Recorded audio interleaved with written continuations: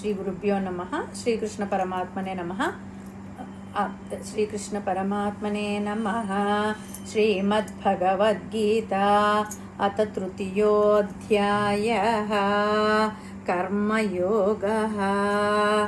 అర్జున ఉవాచ ఓం ధ్యాయసి చేత్ కర్మణస్తే మతా బుద్ధిర్జనార్దన తత్కిం కర్మణి ఘోరే మాం నియోజయసి కేశవా.